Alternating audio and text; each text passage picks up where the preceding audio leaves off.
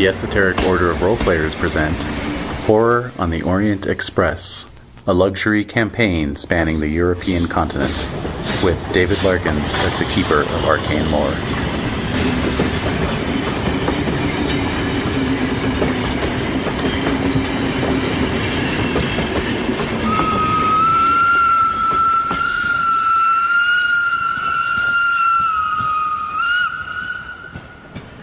There we go.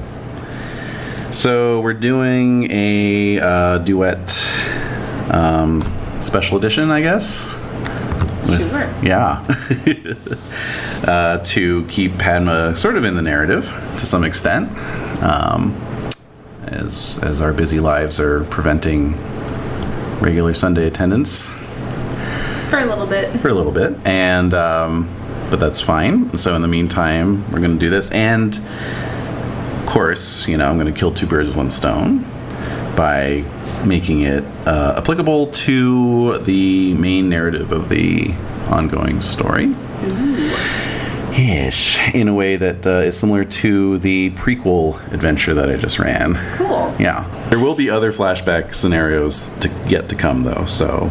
I really like that element to this. I mean, of course, I didn't get to participate in the first flashback, but I like that sort of, kind of encircling, like overarching kind of feeling. Like, this is a thing that has been going on that people have been battling against for however long. And that, previous attempts have failed. Like, I think that's a really... It's actually, it's a really exciting point of tension to have that. Exactly. Yeah, it adds some tension to a scenario that otherwise revolved around evil fezzes. So... I did gather that from the commentary. Yes. It's impossible to make a fez scary. Yeah, no, I'm even imagining it like if it had like teeth or something and like a little eyeball on the tassel, it would still be kind of cute. I did manage to gross out where the fez can replicate itself, and so the fez master, can't even really say fez it. Master. Yes, the fez controller, I think is what they're called, is like pulling the fez off a guy's head, but then there's like a fez underneath, and there's like mucus between the two, and it's like slime. It's like birthing a fez, basically. And everyone's just like, oh god! So, do you have like fez afterbirth on your head? That is fez placenta. Awesome. Yeah. Oh my goodness. Yeah. Well then. So tonight's scenario is kind of similar to what we're talking about with the flashback scenarios, in that it is somewhat of a circular, kind of orbiting the main plot, as the plot moves along. And it's going to set up an ongoing thing as well. Cool. So we'll be able to return to it in due course. So, let's see. We left off for Padma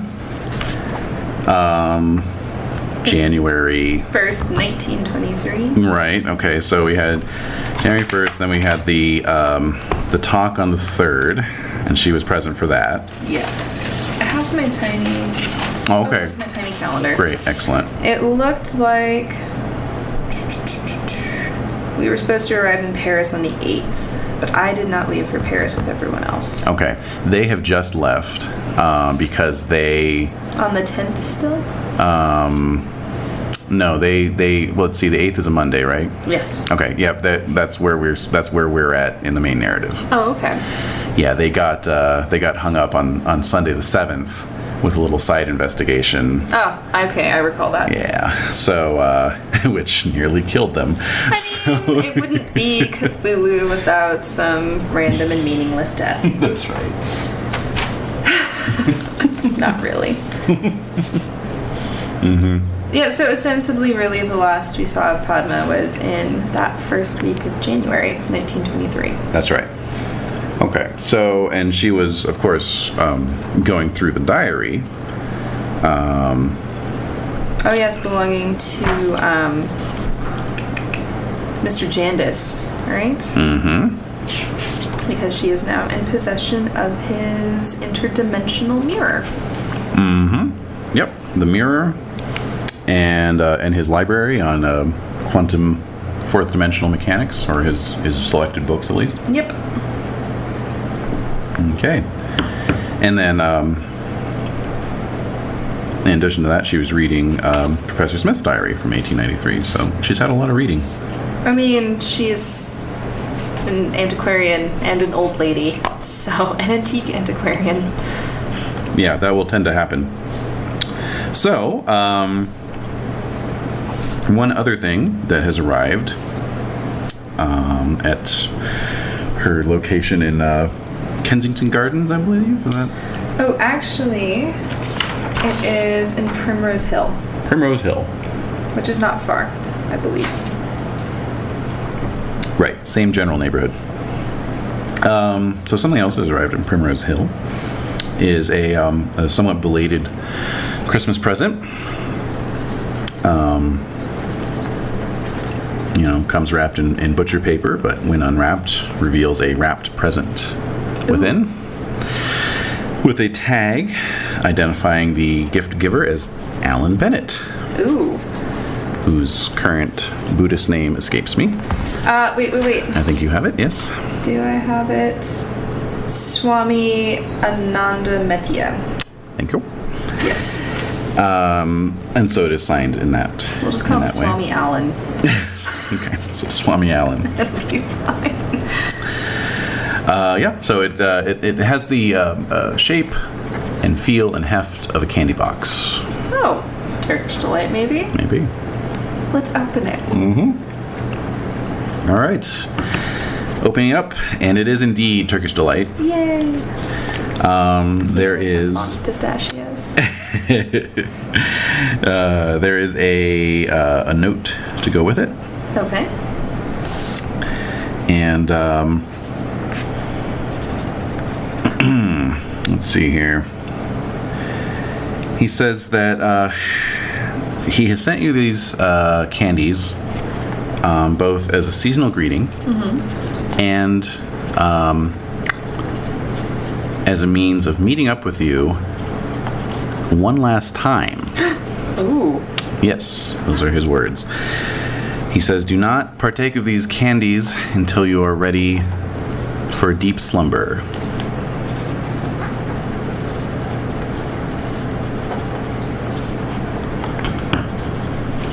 Well, as a self-described mild opium addict. Self-described. Who can quit anytime she wants. I mean, anytime. Let's ignore the fact that it's been 30 years. A deep slumber is something she's not altogether unfamiliar with or opposed to. So, that room it is. Mm-hmm. All right. So, alrighty. I mean, Alan always was a bit of a melodramatic type. Right, exactly. I mean, who's to say what that means sweets exactly? Do make me sleepy, but that's beside the point. Yes. So, unless there's anything else you want to attend to before taking the candy. No. Mm-hmm. I feel like I need to relax a little anyways before this whole Paris trip. I'm still not over the whole crossing Samotion. Yeah, even though you're flying. I'm still going to need so many opiates. If anything, flying is even more hazardous than ship travel. No, it's like shaking and, like it's just about to like get completely engulfed. Yeah. No, they don't even bolt down the seats on these planes. No. They're just wicker chairs sitting on a plane. Terrifying. So. A wicker chair. They really are. I know. It's crazy. You can't ever bring up wicker and have it be like have it be a good thing. No. Right. All right. So you are situated in the evening. It is, freezing cold outside, but you've got a roaring fire in the fireplace with plenty of blankets for your rheumatic joints. Mm-hmm. And you got your box of Turkish Delight next to you, so you begin to indulge. To partake. Yes, you partake of the Turkish Delight. And without really realizing it, you fall asleep. As I'm apt to do. As you're apt to do. And then you kind of realize you must be dreaming. What gives it away? Well, I don't know. What's a typical dream these days? That's an interesting thing, especially with all of this interdimensional tubes, Yeah, series of tubes. Yeah. Interesting. I doubt she even really knows. All right. So, we'll just say that you are wandering through your house.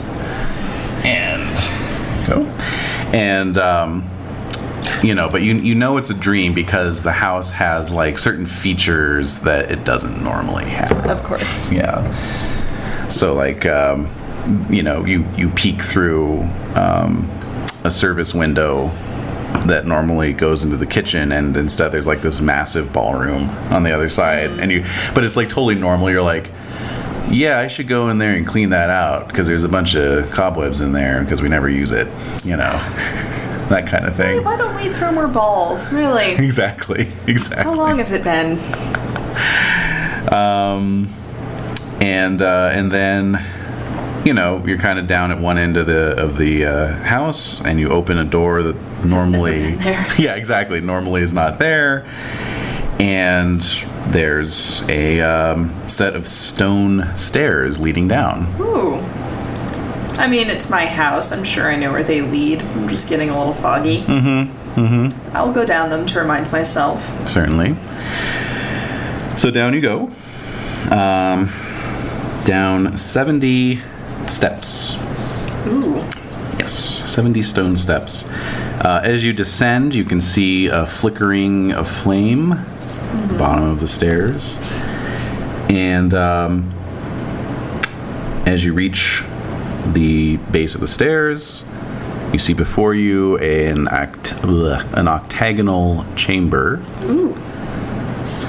There is another portal directly opposite you with like an iron barred gate.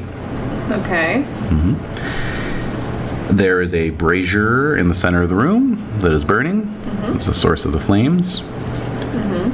And two men standing either side of the brazier. They look like almost like old yogis, dark colored skin with white and gray sort of cottony beards. But then sort of incongruously perhaps they're wearing vaguely Egyptianate style headdresses, jewelry, little kilts, I guess, linen skirts. Yeah, okay. Not really a loincloth, but like kind of the wrap with the wrap. Exactly. And then sort of in that dreamlike fashion that one realizes something has transpired without one's realizing it, you realize that you are completely naked. Oh, of course. Well, I guess I'm at the age where I don't really care anymore. Yeah, and their boobs are just as saggy as yours, so it's equal opportunity. Everyone's no one's judging here. Besides, I'm sure we've done some weird shit for the Veil of Isis. It's like, it's another magical nudity. Ritual, huh? Okay, fine. I'll get naked if I have to. Really, Alan? The second one this month? Exactly. So the gentleman on your right says, "Enter and be welcome. I am Nosht." And then the gentleman on your left says, "I am Kaman Thaw. We congratulate you, Padma, on finding the way." I thank you for your greeting and your words of welcome. I must admit I'm not entirely sure where here is. Of course. You are on the way to dreams. Beyond us lie the gates of deeper slumber. The gates of deeper slumber, you say? Yes, indeed. Well then. I imagine this gate is the way, gentlemen. Quite so. So they seem to be searching you. Like they're looking at you very intently. And then they sort of nod simultaneously. One says, "You are worthy." And then you realize that iron gate isn't there anymore. Ooh. and there's a table next to the gate, or next to the doorway. It has, the table itself is made of malachite. Ooh. It's rather ornate. And you can see 3 loaves of bread, a jug of water, and a length of some sort of shiny, almost crystalline wool. And there's also, neatly folded and piled up, stacked up, is whatever clothing you wish to be there. Ooh. Yes. Probably a sari like I remember my mother wearing. Okay. I usually don't indulge, but sometimes. Yes. All right. All right, so heading over to the table then, you can get dressed, and then as you're doing so, Kamantha says, take whatever you wish from the table for your journey. Whatever I wish. He said it was 3 loaves of bread, Jug of water. And that crystalline wool. Crystalline wool. What type of bread is it? Very fine white bread. Yeah. There is a good-sized bread knife there as well. So. Well, they do say to never arrive at a party empty-handed. So, let's take a loaf of bread with a bread knife. Yep. I brought the bread. All right, so... There's never enough bread at the party. No, it's true, actually. It's always good to bring bread. All right, so... bread knife, and you're sorry. I'm the biggest fan of water. True that. All right. So yeah, the way before you lies open. I shall enter, Very well. nodding politely to the gentleman behind me. Yeah, they just sort of watch you go. They don't wave, they don't smile, but they don't seem threatening either. Their eyes are sort of twinkling a little bit, you know. Benevolence. Yes, exactly. So there goes another one.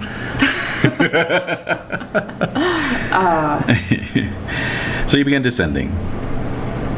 And this is a stone stairway. It goes straight down for 700 steps. As you are descending, you note that the stone walls begin to resemble wood. Ooh. Yeah, it's almost like the stone has been painted with a wood grain pattern. What kind of wood? Well, you could make a natural history roll. Or science botany, if you happen to have it. What about appraise? Oh, you know, yeah. Because you're familiar with wood types. I am. Absolutely. Let's see, I'm not fantastic at appraise. No. No, not quite. Alrighty. Let's save that one. I'll say that you are reasonably sure it's oak, but you're not positive. Yeah. So, and by the time you reach the bottom of the stairs, you can't even really see the stonework anymore. It's almost like you are in a wooden, tunnel. Yeah. Interesting. And so at the bottom of the stairs, there is a doorway. All right, then. Of wood. All right. What does the door look like? Well, it's very simple, rustic. Looks like it was carved out of a single piece of wood. Set on wooden hinges with a wooden door handle. It's about 80 inches high. No keyhole, I take it then? No keyhole. All right, well, I've been welcomed in already, so I suppose I'll forgo knocking. You do note that it opens out away from you. Oh. Yeah, so, or in, depending on how you want to. It opens away from you. Okay. So, depending on. Into the room. Into the room or out from where you are, going. Sure. So, yes. All right, so you open the door. I do. All right. You open the door and are immediately somewhat dazzled, perhaps, by daylight. Ooh. Flooding across your face. You were looking out into a sun-dappled forest. A forest, you say? What kind of forest? Mostly oak trees. Oh. Lovely. Yeah, it is. So there's very little ground growth. It's mostly just dead oak leaves. few ferns here and there, and but they're all very old oaks with big thick trunks and big spreading canopies. All twisted. Exactly. Appears to be summertime wherever this is. The air is mild and gentle, and the trees are in full leaf. So. Oh, that's lovely. It's strange that it's so bright considering how leafy it is. It is. Well, as your eyes adjust, it's like, oh, it's actually kind of dim, but you were in this... By comparison, you were in this sort of like half-lit tunnel, so yeah. Lovely. Yep. Well, the ground seems mostly clear, you say? Does there seem to be anything in the distance then between the trees, or? Well, there's something of a trail leading directly away from the doorway that you're standing in. Oh, so I can still see the doorway. Oh, you're in the doorway, yeah. Okay. Yeah. Oh, I see. Well then, I suppose we shall follow this trail. All right. So stepping out, you discern with a quick look over your shoulder that you are coming out of an oak tree. Huh. Yes. Well then. Yes. Okay. As I come out of my oak tree, perhaps it would be prudent to use my bread knife to make just a little nick so I know which oak tree it is on this trail. That is a prudent idea indeed, because as the door swings shut, you notice that the outside of the door looks like bark. Of course. And blends almost seamlessly into the trunk itself. Sure it does. So let's make a little notch, perhaps where about doorknob height might be. Excellent. Okay, as you are doing that, you see a piece of paper is pinned to the exterior of the door. Oh, well, I guess it's not that big a deal that I'm notching it anyways. Apparently not. Yes. Let's take the note, shall we? It's a missing poster and your picture's on it. Oh my god. From Damn. how many years ago? Yeah, exactly. I'll have to save that for another game. Anyway, there you are. Read that into the record, if you will. I know you are probably very confused. Try not to be. You are in the Enchanted Wood, a somewhat dangerous place. Go straight ahead from the gate, do not turn left nor right, and do not listen to the whispers and chirps you'll hear. Soon you'll be in the open lands of Dream. You'll soon find a road or a cottage, and be able to ask directions to the town of Ulthar, where I await you. Ooh. Does any of that sound remotely familiar to me? Familiar in what way? I suppose like the name Ulthar, or the term Enchanted Forest, or Enchanted Wood. Let's see, you don't have any Cthulhu mythos, do you? No, I do not. So no. However, what you're going to do is you're going to write in a skill for yourself, dreaming. Ooh. And it is going to be equal to 1/5 of your POW attribute. 1/5 of my POW. Okay, that is not very high. No, it is not. Okay. All right. Actually, may I see that note? Yeah, of course. one more time? Hold on to it. Ooh, yay. If only I had some tape. Okay. All right, well, I suppose there's nothing to do but to get started and walk. Okay. So you begin walking, and as I say, there's the slightest little footpath, like the sort of path that gets made by, a place that gets traversed once every month, There's enough of a divot to know but it's still covered in leaves. Yeah, exactly. As you walk along, you further note that in a lot of the sort of crooks of the oak trees, there's bioluminescent fungus growing. Oh. So it's providing some extra ambient light. Fascinating. Yes. And yeah, there's an absence of bird song. However, you do hear the occasional strange fluting noise. Fluting, you say? A fluting noise. Yep. And insistent yet faint gibbering. Gibbering, you say? Oh, yes. Well then. I do believe this note, of course, from my dear friend Swami Allen. So I shall adhere to his instructions and try not to make too much note of it. All right. So, walking along, you don't otherwise see anything. And after about a half hour of walking, you begin to see up ahead of you that the trees appear to be thinning. Oh. There is more light coming in. And then, just like that, you are walking out of the boundary of this wood, basically. So you have emerged into an area of rolling tilled fields.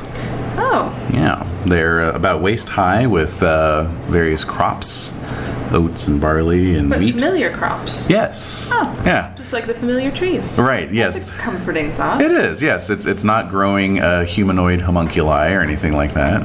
I mean, the odd mandrake even then is still unsightly. Exactly.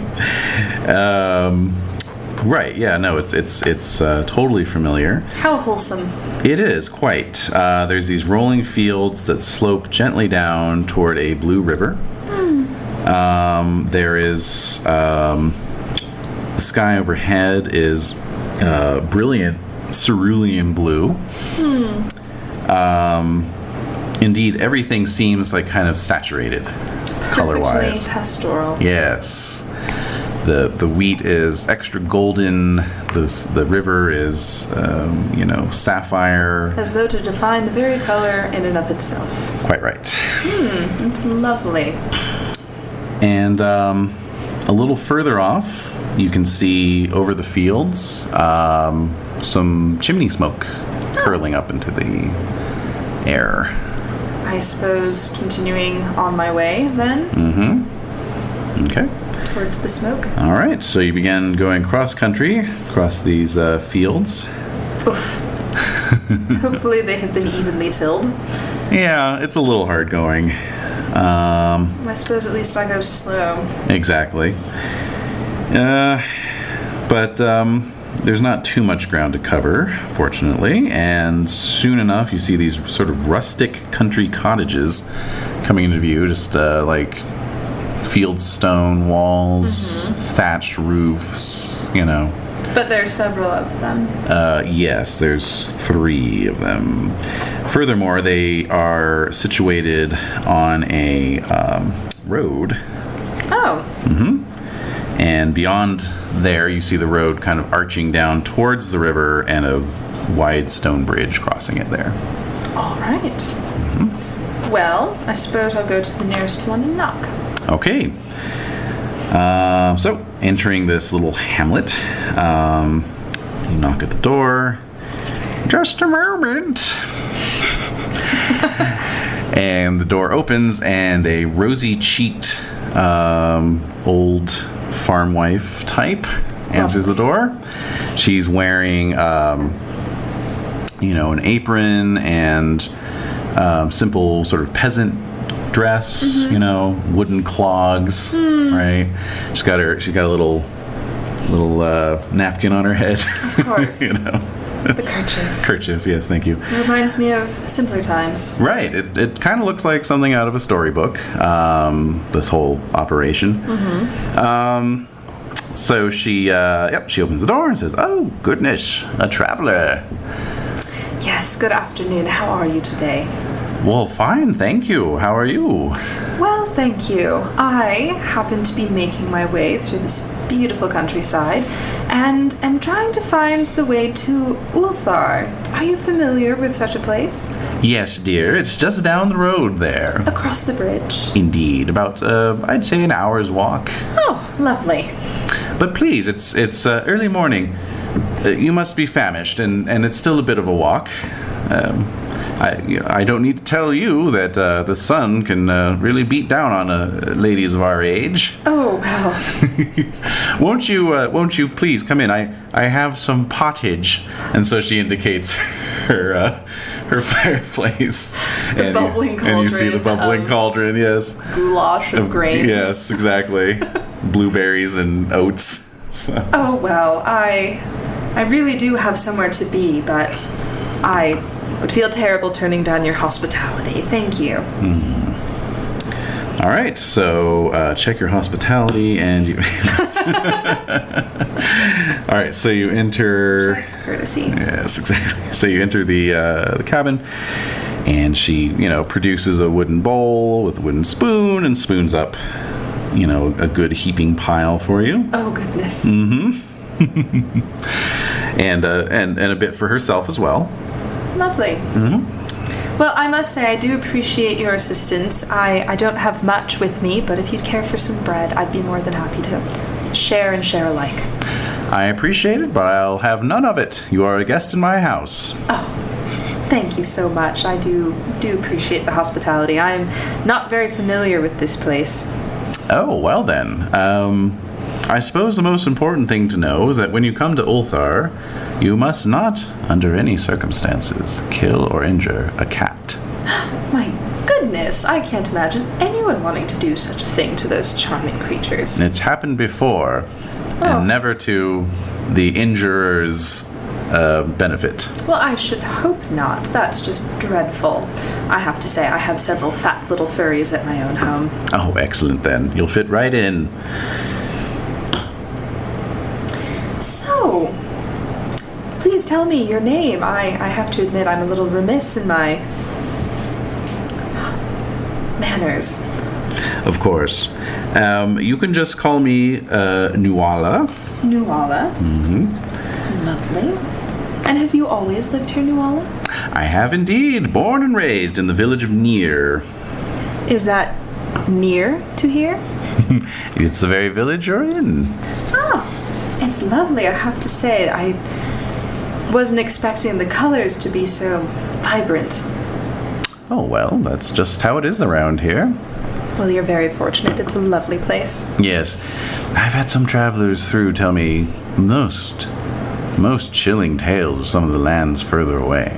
But I don't bother with those places. I'm happy enough here. It does seem like a lovely place to stay. Yes. Well, you're always welcome. I'm sorry, what was your name? Padma Dashel. Padma. A lovely name. Why, thank you. And so you have not been poisoned. I was going to say, I just ate Turkish Delight that took me naked into a mystery forest. I'm pretty sure this porridge is fine. What rabbit hole could it take me down next? Yeah, exactly. Yeah, you begin shrinking. Oh no. Oh no. The cats. Whatever no. shall I do? Yeah, exactly. Oh. Scenario idea. Uh-oh. All right. So, you pass the remainder of your breakfast in pleasant conversation. Lovely. And the pottage is actually pretty good. It's, I mean, everything looks so very wholesome here. Yeah, the blueberries are like wild, fresh blueberries. The best blueberries you've ever had. Yeah, exactly. The blueberries of dreams. Yes. Welcome to Wisconsin.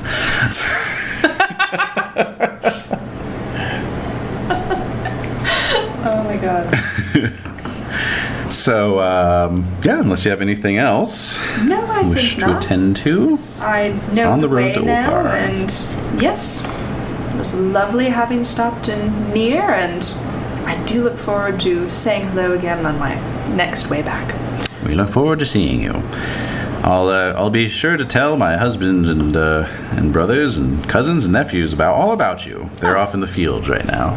Yes, well, there is work to be done, isn't there? Yes, never a dull moment.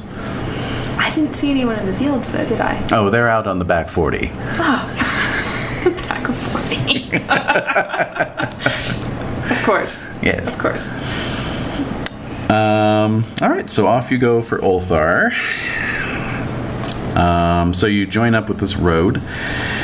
It is nicely paved in a sort of rich golden sandstone, if you will. And it wends its way down to the bridge, which looks very ancient and venerable. The river is babbling along merrily.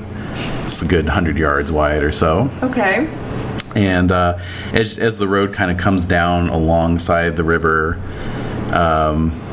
I suppose for one uncomfortable with large bodies of water, it's not the best experience, but... It looks like an awfully sturdy bridge. It looks like a very sturdy bridge. Plus, I can see the other side of it. You can. And that is incredibly helpful. Yes. You hear some splashing in the water from fish jumping. Probably. I never cared for fish. And so you have arrived at the bridge, and indeed it does look sturdy. It does look wide. It's got walls. So if you stick right to the center, you should be okay. Fantastic.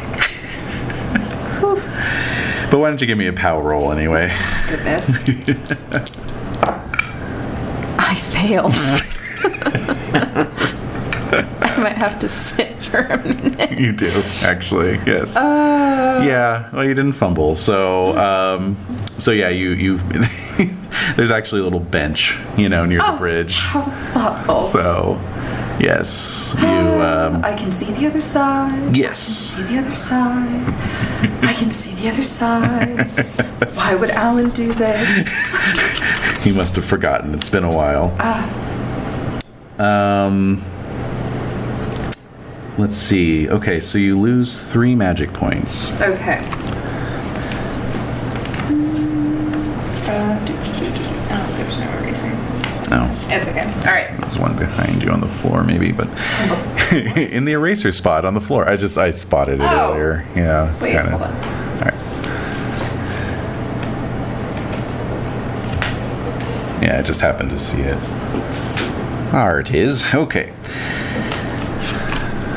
Excellent. So, the reason you lost 3 magic points, you realize, is that you thought of a bench because you needed a place to sit. And a bench presented itself. My goodness. And that is what your dreaming skill is. So that was a freebie. So if you want to create something, you can roll against your dreaming skill. Oh. Yeah. Might want to brush up on that. The cost is rated by the value of the thing you're creating, which is usually its size attribute.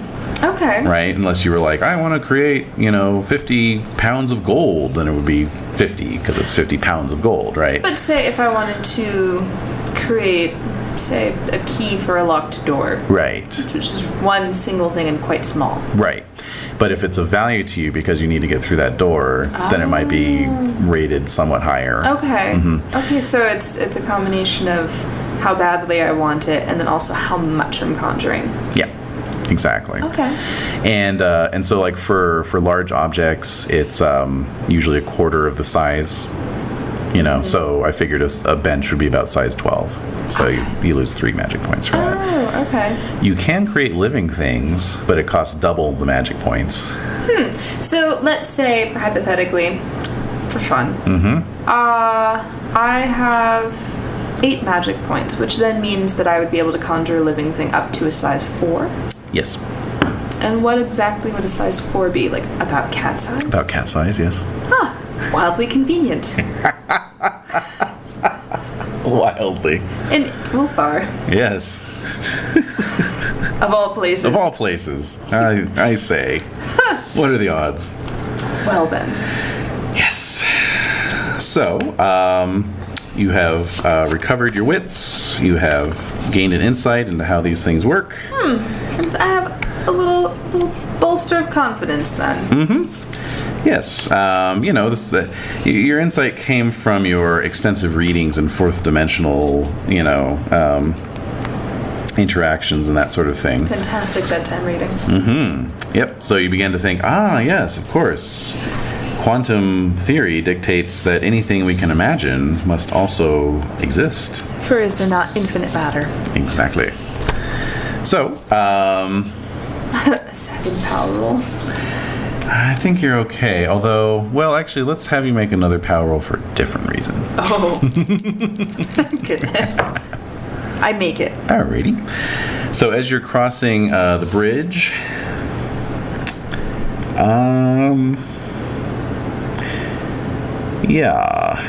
you can hear a faint scratching noise. Oh. That is impossible to pinpoint. Probably rats nesting by the bank of the river. Could be.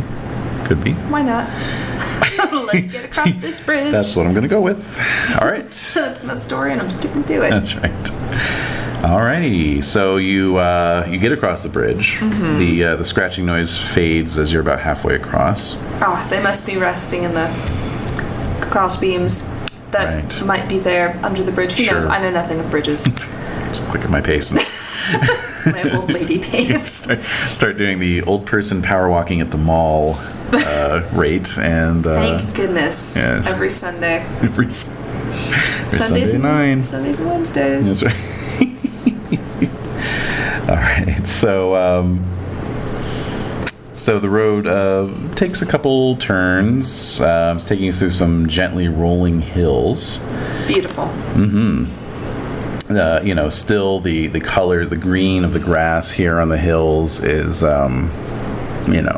almost explosive in its greenness. I can imagine during spring with all the flowers. Yep. Outrageous. Wildflowers everywhere, blossoming. And you see some farms kind of off among the hills, with little trails branching off the road leading up to them. And but then soon enough, ahead of you spot a proper town. It is built on one of these hills, and so it's kind of draped across this hump. Lovely. And surmounted by a very large stone tower, like a bell tower, perhaps. The overall style is very reminiscent of a sort of European medieval architectural style. A lot of post and plaster style construction and steep shingled roofs. Quaint. Very quaint. And you begin to see the cats as you approach the town. Oh. First singles and doubles here and there, lounging, soaking up the sun. And then as you kind of come into the town proper, into the streets, the winding streets, there's just cats everywhere. Oh. In windowsills, in doorways. In flower pots. Darting across the street. Thank goodness I shuffle. Constant meowing. Nonetheless, I will need a dexterity roll.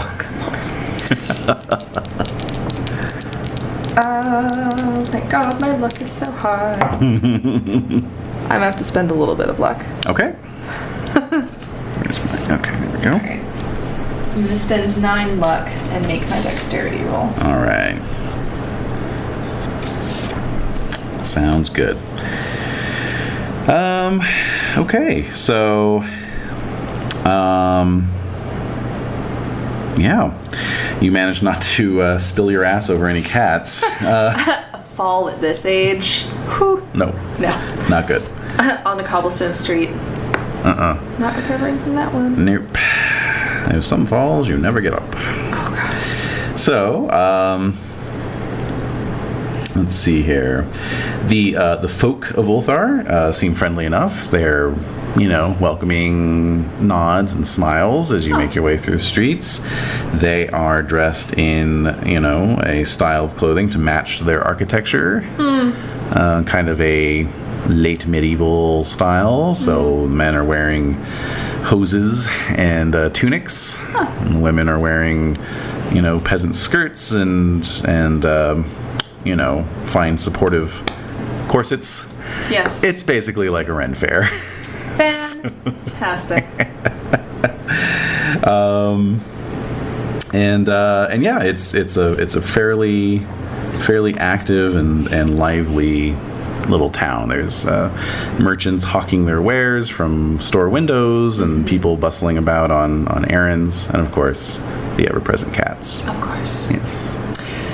Well then, my note gave no further instructions upon arriving at Ulthar. Yep. So, if I were Alan, where would I be? Now, this is a proper-sized town, but it's not so large. No. I imagine there can't be more than just a handful of inns, say. and being the most likely places to find travelers and perhaps sit and have a cup of tea.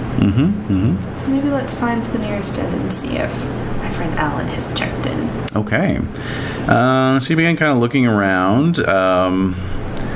The most likely place you spot is looks to be some sort of public house. It's got, like a bundle of wheat hung out as its sort of storefront shingle, and there's an old woman about your age out front stirring a barrel of ale. Oh. And just sort of hawking that, fresh ale for thirsty throats. Do the yogis partake in ale? I don't know. Yeah. Well, I'll make my way up. At the very least, she might be able to provide me with directions. Yep. Cup of ale. I'm quite fine, thank you. Large breakfast. But I was wondering if you might be able to direct me. I am looking for a friend of mine, a fellow traveler, who asked me to meet him in your lovely town. And I am wondering where I might find him. It looks that your fine establishment might be a likely spot. Have you heard of a particular Alan Bennett? Alan Bennett. I'll bet he's the guest staying up at the tower with a tall. Oh, well then. Is there a direct route to this tower from, again, your lovely establishment? Oh, sure. And she kind of, take a left there, and then you'll hit the main road, and that'll take you right up to the Temple of the Elder Gods. Oh, lovely. Thank you so much. Of course. So, off you go. Indeed. Thank God it was only one turn. I don't know if I could have managed more than that. Yep, the directions are simple enough, and of course the tower is ever visible from all angles. And so you arrive at the base of this tower, perhaps a little winded, 20 minutes later, and I will be careful about imagining a new bench. Yes, there's only so many magic points to go around. There's only so many benches one needs. That too. And yeah, there's just a big kind of open, portal. All right. Well, in we go. Indeed. So entering in, you are in a sort of a colonnaded interior of this tower. It's a typical bell tower construction where the interior is more or less just a big central shaft, right? And there's some stairs kind of wending their way up along the interior wall. All right. Any sign of people? Any sounds in here? It's very quiet and peaceful.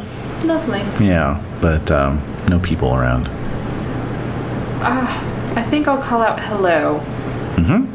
So your voice echoes up through the tower, disturbing the slumber of a few cats who are, lazing on various steps of the stairs. Good Lord. Needless to say, there's a lot of cats on the ground floor as well. Yes. One dashes across your feet even as you call out. But no response. Okay. Well, it seems that there's nowhere to go but up. Is there a handrail? No, actually. Well, then. You'll just have to grip the wall, I guess. I might try imagining myself a walking stick for some support up all these stairs. Let's get a dreaming roll and see how well you do. Thinking really hard. Not used to doing this, though. No. Not even within shot of a luck spend. I guess I could. Yeah. I mean, I might have to spend it on a dex roll either way, wouldn't I? Yeah, that's true. Yeah, actually. let's save it. Okay. We'll hold tightly to that wall. Okay. So up you go, very slowly. Not just due to age, but also due to not wanting to step on a cat. No. And of course, they just kind of stare at you and they don't move out of the way. So. Impetuous little things. Yes. So it takes you another good half hour or so to get up these stairs. But when you reach the top, there's a landing with a balustrade and then a doorway, which is slightly ajar, actually. Oh. I'll give a polite knock as I push it open. Come in. In you go. So you enter into a kind of a large pavilion, I suppose, or open air space. Where there's just a bunch of archways, pillared archways on all sides, with diaphanous drapes hung in each arch, which are blowing gently in the breeze. And you can kind of see a translucent view of the surrounding hills and plains. Beautiful. Yes.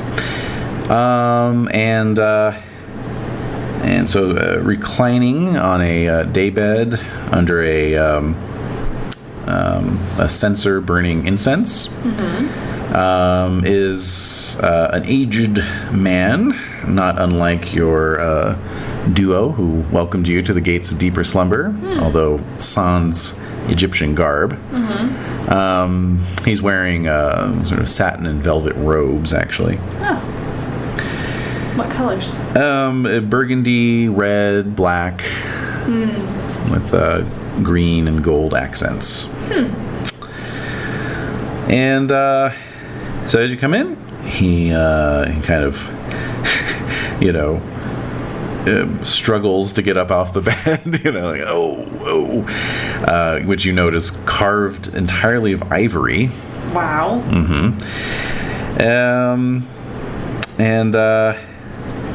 So as he gets up, you see his eyes, even more than Nasht and Kamanta,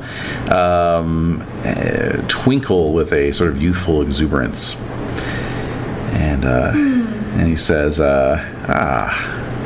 you must be a friend of Alan's. Yes, it must be so. I am indeed pleased to call myself friend to Alan. And you must be Atar? I am High Priest of the Temple of the Elder Gods. Welcome. I am pleased to be here, although I have to say I'm surprised not to see Alan himself. Well, he is here, actually. So he kind of looks around and spots a bell sitting next to the daybed, so he gives a little ring, and you hear an indistinct shout from above you. And are there any visible doorways then, or nope? Oh. But then as you're looking up at the ceiling, you see a trapdoor kind of present itself as it's opened. The seam was so narrow that it was invisible from where you stood. Wow. And a ladder made of very delicate silver thread floats down, and you see Alan begin to descend. My goodness. Padma! Why, do be careful. Oh, I'm fine, thank you. It's been some time since you've seen him, and it looks like, he's actually younger than you by, 5 or 7 years, but he looks older than you. I'm sure. His hair is totally white. Looks like he's lost a lot of weight. Well, that vegetarian diet. Right. Yes, he does have a very healthy tan, though, so at least there's that. Why, Alan, I must say, the beard is very becoming. Oh, thank you very much indeed. So good to see you. I'm glad that my package reached you. I was very glad to receive it. It has been too long, my friend. It has indeed. Please. So, there's a couple other day beds in this space in the area. He invites you to have a seat, and he himself is dressed in sort of a tunic, or almost like a Grecian style, off-the-shoulder piece. Oh, good lord. Made of cloth of gold, actually. Oh, so good lord. He looks like an extra from the Flash Gordon movie, basically, and But yeah, the like, kind of Roman style sandals, you know. At least he has a tan to pull it off. Yeah, that's true. So please sit down. We must catch up. Absolutely. I brought some bread for the journey. Fantastic. You're welcome to help yourself. Compliments of the guardians of the gates of deeper slumber, I take it. Oh, well. They did say anything was up for grabs. Of course, you're meant to take it. Well then, what do you think of this whole place? It's quite bucolic. I love it. Yes, it is rather nice. I'll give you a tour of the town, but let's, tell me about what's been going on in your life. It's been years. Indeed. How many has it been, in fact? 3d6.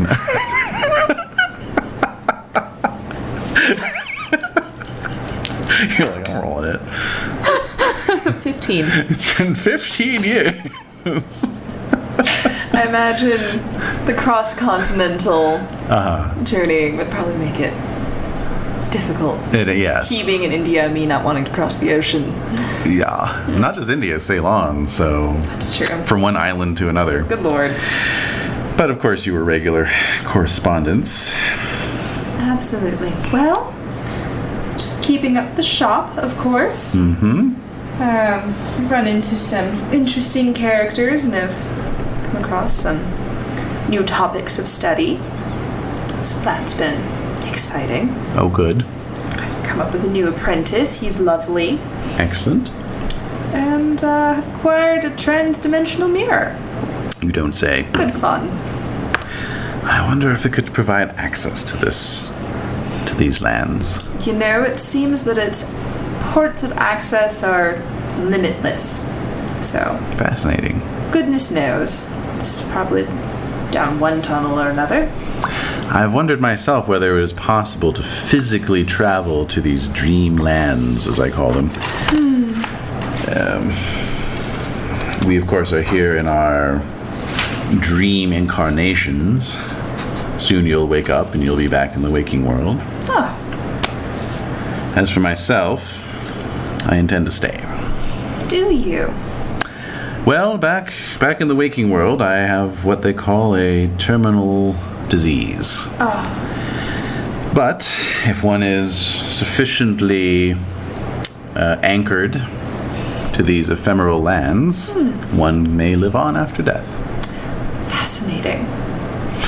So that is why I wish to see you, and just let you know that this is where I shall be. If ever you want to visit me, Oh, I'm as close as your dreams. Alan. I will say, dreadful news, but you have found a lovely place to call home, I suppose. Yes, I'm quite happy with it. Well then, any other questions you have? I don't know a whole lot, but I'm happy to answer anything. I suppose only, how did you discover this place? Well, I'm a little surprised you discovered yourself, Padma, with your opium habit and all. Oh, I don't know what you're talking about. Yes, of course. We all know you weren't the same after your visit up to the Midlands. Is anyone really the same after they visit the Midlands? Hey-oh. I'll set him up and you knock him down. Oh, Alan, just like old times. Yes, indeed. Well, yes, I discovered it through... rigorous dreaming. I spent a lot of time medicating, attempting to escape the pain of my illness. Of course. And one day I opened a door that had never been there before and discovered the 70 steps and Then 700 more. and then 700 more. Exactly. Yes. Well then, however, just 7 steps. Maybe those are earlier and we just don't remember them. Maybe that's how you get into the light dreams. Who knows? Oh, I intend to write a book. That's why I have befriended our venerated high priest over here, and he kind of motions to that bed, and you see that he's already like, conked out on the daybed. now if we're already in the dreamlands, of which do the dreaming dream? That had occurred to me as well, and I can't be sure, but I think there are further dreamlands that they travel to. Fascinating. What's more, I believe that every planet that is inhabited by a sentient race has its own dreamlands. Interesting. Do the cats dream? Yes, they do. Fascinating. Yes, and I believe they, alone out of all the dreamers on Earth, are the greatest of all dreamers due to the amount of sleep they engage in on a daily basis. But of course. But I believe they are actually capable of physically moving between the waking world and the dreamlands if they wish. You mean to say that they, rather than taking on dream incarnations of themselves, are merely themselves? I believe they can do either way, yes. Oh. So, Have you traveled to many places on this side of the dream? I have not. Most of it is hearsay. However, and he sort of motions, come, let me sort of. So he takes you over to one side of the tower, and you're kind of looking down on the far side of the hill Ulthar is built on. And he says, you see that down there, and it's like this very ornate and large ivory filigreed train station. A train station? Yes. That is relatively new, apparently. I would imagine so. You'll note the lack of train tracks. I certainly do. Yet, nonetheless, a train runs through. On wheels? I'm not sure. It only comes once a week, and I've been here less than that. So I have yet to see it myself. Well then, do you know on which days it arrives? I'm not entirely sure, no. Oh. But anyway, if one were to venture onto that train, it would be a fine way to get a tour of the surrounding lands, I'm sure. I imagine so. I must admit, I did come across a lovely woman in the nearby village of Near. Yes. And she did reveal that most of the travelers she encountered had only horrible things to say about the surrounding area. I've heard certain dark whispers. The city of Dilathaline, for example, is supposed to be rather unsavory. And there are darker places yet. Aren't there always? Indeed. But as I say, I've only been an occasional visitor to these lands and have only been staying here for what feels like the last 5 days. Time passes strangely here, so... What year was it when you decided to fall asleep, Alan? I sent my package off to you on the 1st. Oh. So, what day did you get that? Did we decide the 7th, perhaps? I think The it 6th? was the 7th, yeah. Oh, so your dream schedule is approximately correct. Excellent. Oh, okay, good to know. And yet, I wonder if when I wake up, it will still be the 1st, and you won't have received the package yet. Wouldn't that be strange? Interesting. Yes, I once spent what felt like 2 days here, only to wake up the same night that I fell asleep, and only an hour had passed. It is a strange thing, a dream, isn't it? Yes, you cannot trust it. Although, I imagine you've already discovered for yourself that you can exert a certain level of control over the environment. Well, a certain limited level, certainly. Yes. Have you had much practice? Not a whole lot. I've heard tell of a great dreamer who styles himself King Curanes, who dreamt an entire city for himself to rule. My goodness. Yes. But obviously that would have required some practice. Oh, considerable. Yes. I suppose you and I are but late bloomers, aren't we? Yes, who knows? Although I did manage a rather fine stone bench. Oh, very nice. Well then, shall we take a tour of the town? I'd love to. Perhaps we can inquire as to the schedule of the train. Indeed. And so he takes you down the stairs, offering his arm as you go along, apologizing that you had to negotiate the stairs. I had rather hoped to intercept you on the streets, but I believe that, well, as I say, time passes strangely here, and I didn't quite realize how late it was getting.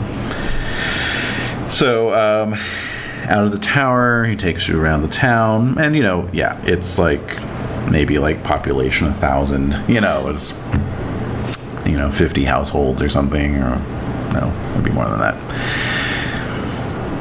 200 households, and or so abouts, it's basically like how you always imagine touring a little Swiss village would be. Takes you into a fine cheese shop where the essence of hundreds of years of cheese making has actually leached into the wood of the walls. Oh my.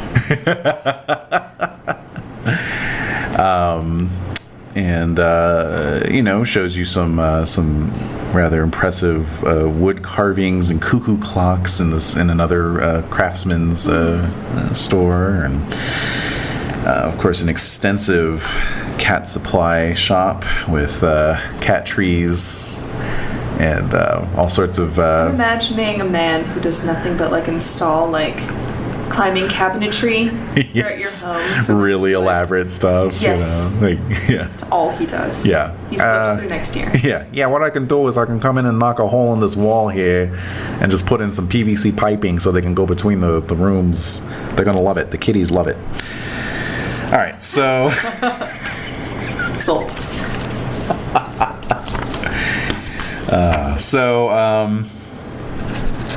By the time you're done touring the town, though, even though it's not that big,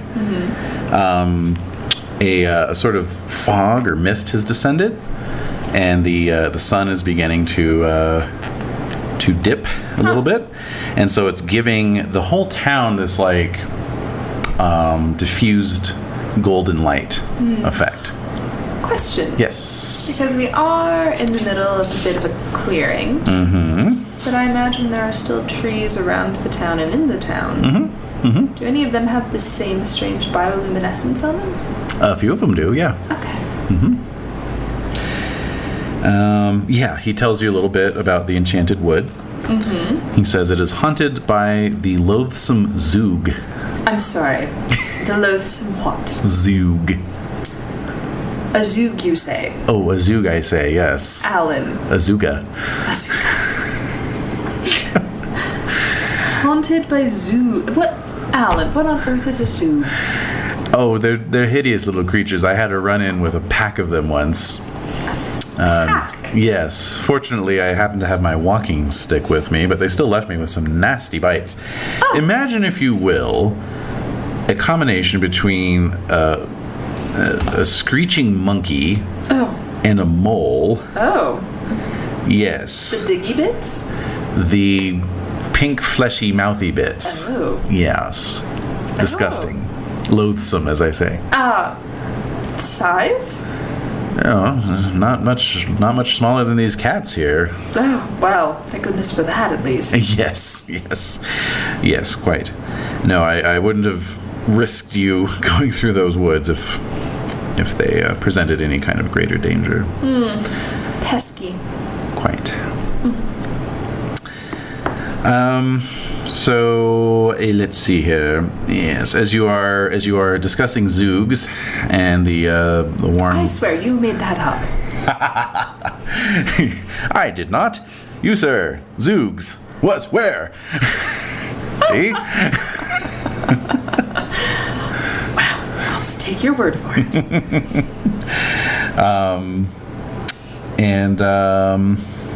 Let's see here.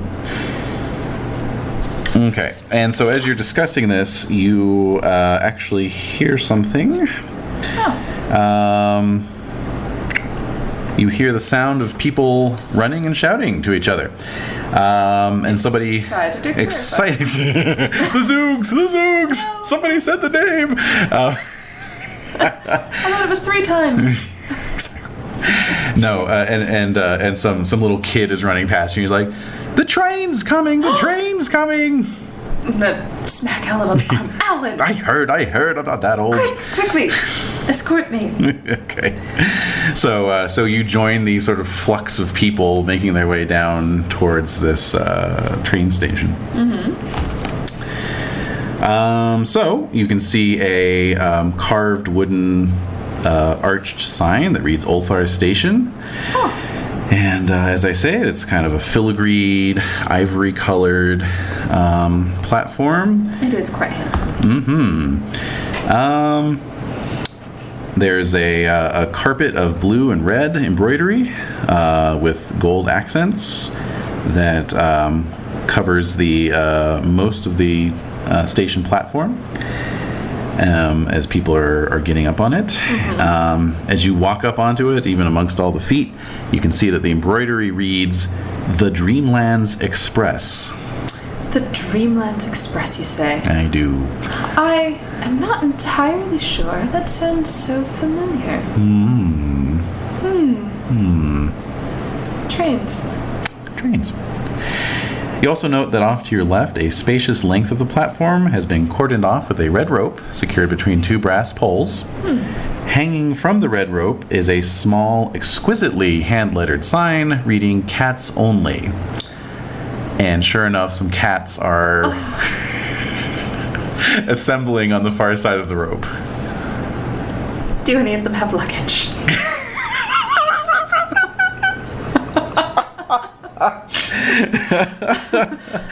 I only wish. Just saying, that would have been adorable. Yeah. Oh. Yep. And so everyone's kind of looking off down. While we're waiting, I'm gonna poke Alan and be, what's with the cats? Don't get me wrong. I love cats, but...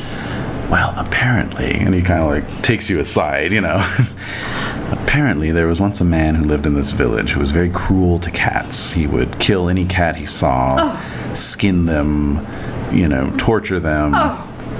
And so one night, the other villagers noticed a bunch of cats assembling outside of his house. And the next morning, there was nothing left of the man, and just a bunch of cats looking extremely well fed. Oh my goodness. And so ever since then, the tradition has been to never harm a single hair on a single cat's body in the town of Ulthar. And now they have their uncordoned train stop. Yes, they do. They've got a bit of a racket going, if you ask me. Don't say that too loudly. No. Yeah, kitty. And so, hopping up onto the platform is a stick-thin figure. He is dressed in a blue and gold uniform that looks strikingly modern to your eyes. Well, a train. He's wearing a white mask in the shape of a bird beak. He has his hair is powdered and pulled back into a queue. And he's wearing white gloves. This all seems so eclectic. Rather. And so as he's moving along the platform, he says, "Mesdames et messieurs, the train is coming. Please prepare to board." And so you do see some people, lingering around with luggage. You notice 3 other people amidst the crowd who are not dressed in this kind of Ren Fair fashion. Yes. So you see a rather cheerful-looking man with mutton chop whiskers, wearing somewhat archaic cut of garments, nonetheless in a Scottish tweed pattern. And carrying a briefcase. Well then. There is a gaunt and severe older woman in a high Elizabethan collar and widow's reeds. And she is clutching a heart-shaped valise. And then there's a dapper bearded man in fur-trimmed robes. The 2 men see you looking at them and give you friendly nods. The woman is staring straight ahead. I will nod back. Well, Padma, what do you think? What do I think? Well, I haven't packed a single thing. Yes. Well, we could just go up to the first stop and come back, I suppose. Oh, Alan, we have no idea where the first stop is. Why don't you ask the man in the scary bird beak mask? Yoo-hoo!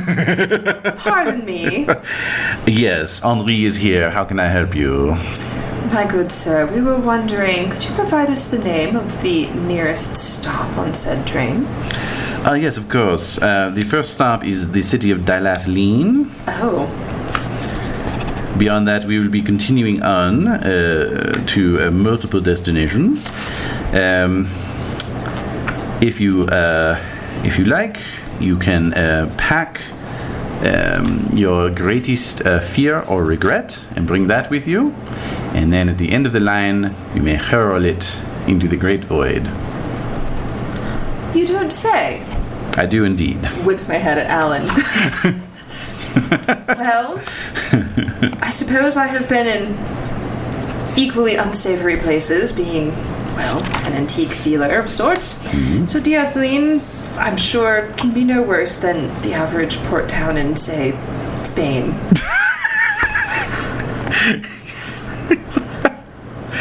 Yes, I've been to Mallorca. I can handle it. Well, suppose we have a loaf of bread and a knife for the journey. Yep.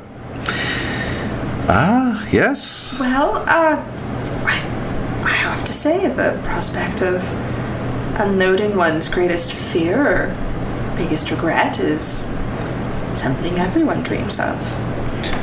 Yes, quite so. I'm game if you are. I can't imagine saying no. Very well, then.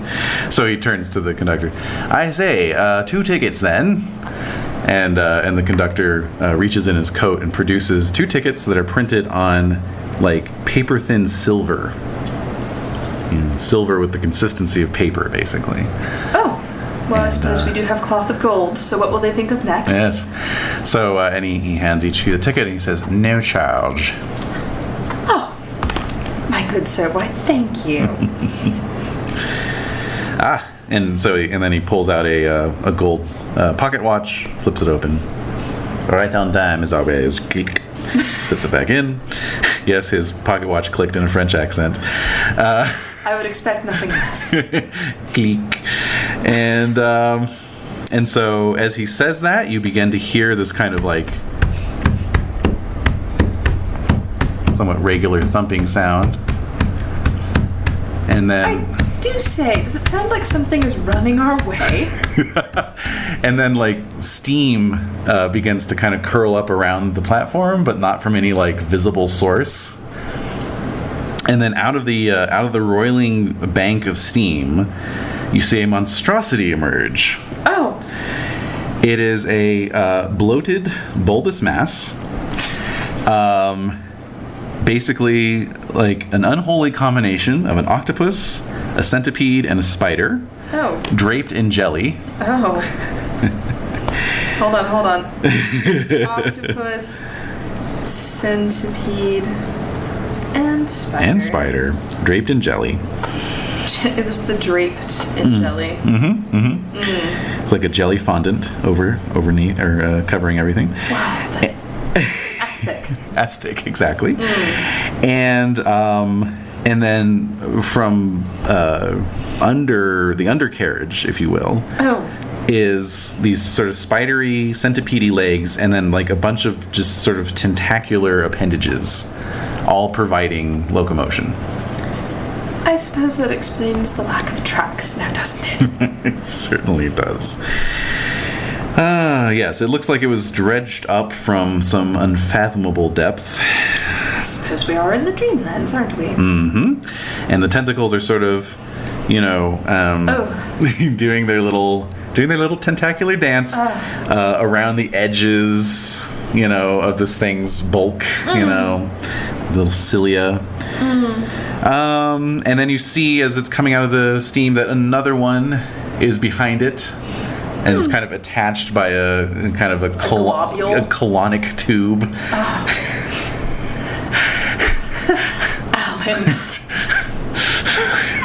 You're hurting me. I suppose if it's good enough for the cats. Yes, all the cats are standing up and like twitching their tails and looking, like, yes, this is perfectly normal. There are a couple figures up on top of the second one. They are, let's see, they're dressed. Let's see, how are they dressed? They're dressed in a certain way. There we are. Okay, so they are dressed in basically like a hooded, what would you call it? Like kind of a hooded coat, I suppose. Like a trench coat with a hood on it, if that works. And they are shoveling, they have shovels, and they are shoveling some of this jelly-like flesh into the shovels, and then heaving them across into the lead beast. And you can't see it from where you're standing because these things are like 20 feet tall. But you hear like some smacking sounds, like they're heaving this flesh into a maw of some sort. You don't say.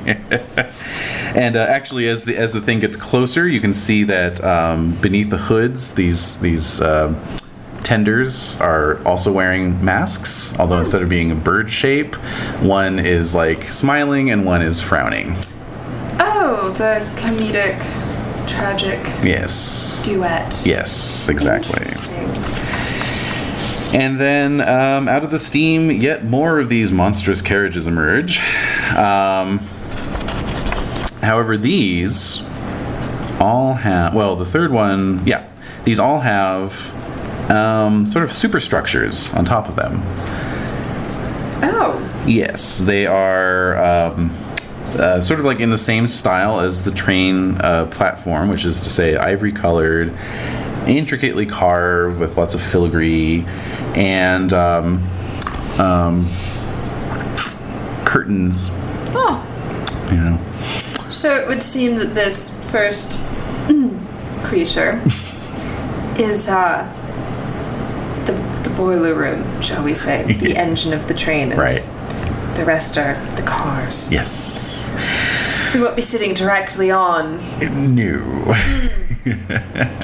Fantastic. You're getting worried there. Or inside, good lord. No. Yes, a giant door opens up on its side and you step inside. Like a cat bus, only more horrifying. Only far more disgusting. Stickier. Yes. Not like in cartoons. Yeah, so these are clearly platforms that you ride upon.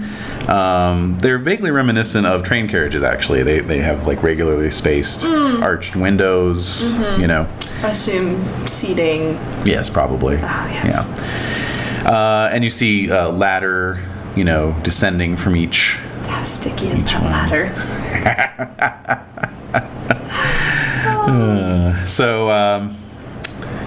All right. So yes, the train comes to a halt, and the cats are down at the far end of this platform. So they begin actually going onto the train on like kind of the last monstrosity carriage. The caboose. If you will, yes. Monstrous caboose. Yes. Which instead of ladders has sort of padded boards. Rings. Yeah, like kind of just boards with the rope around them so they can just claw their way up, Yep. So so how many individuals total, local and not, are joining us on the train? So it appears to just be you, Alan, the three people you saw, and a couple other locals. And is there anyone already boarded on the train? None that you can see. Yeah. It seems that most of the people here just came out for the spectacle of it. Oh, wow. It does seem rather exciting, doesn't it? Yes. Oh, at this point, I should also mention, now that this train is just kind of reposing there right in front of you, you can see through the aspic-like jelly that periodically in the flesh of these things are little golden eyes blinking, Oh. looking around. What manner of eyes? Kind of leonine, I suppose. Huh. I suppose if it's good enough for the cats, shall we? Let's do it. Okay, so the oh yes, and there's steam escaping from some of the tentacles. All right, so A touch humid. touch. So you have your tickets, and so Henri is on hand to assist people getting onto the ladder. It's not too tough of a climb to the top. Thank goodness. And so up you get onto the carriage itself, the platform, and let's see. All right, so basically you find yourself in sort of like this combination of train carriage and portico sort of arrangement, you know. There's nice wide hall down the length of the carriage, and then you can see like on your right are the windows, then along your left are these compartments. Oh, how perfectly civilized. And so Henri is on hand, and he's like, let me see your ticket. Yes, you are in this compartment here. So he's kind of assigning people to their berths. Perfectly civilized. And so he's showing you into your berth. Now the floor is extensively carpeted, a lot of Persian rugs and that sort of thing. No Celia. And yes, indeed. And then he says, as he's kind of showing you to your cabin, he says, "This will be turned down for sleeping as the sun sets. Feel free to come and go as you please. We are here completely at your service. Every whim is our command." Henri, you're too kind. No, please, Henri lives to serve. You note that he's you can see his eyes through the mask. Yes, actually. They're human eyes. Quite curious about that. They're human eyes. But, he's wearing this mask, and he has like a cravat up around his throat. He's wearing gloves. So no skin. No skin. Yep. Human eyes, no skin. Yep. Eyes without a face. So, let's see. So he says, if you head to the forward of the carriage, there is the bathhouse. House, you say? Please avail yourself. To the rear of the carriage, there is the men's saloon, which he says with a bow to Alan. Beyond that is the banquet hall, and then beyond that is the ladies' parlor. How colossal is this monstrosity?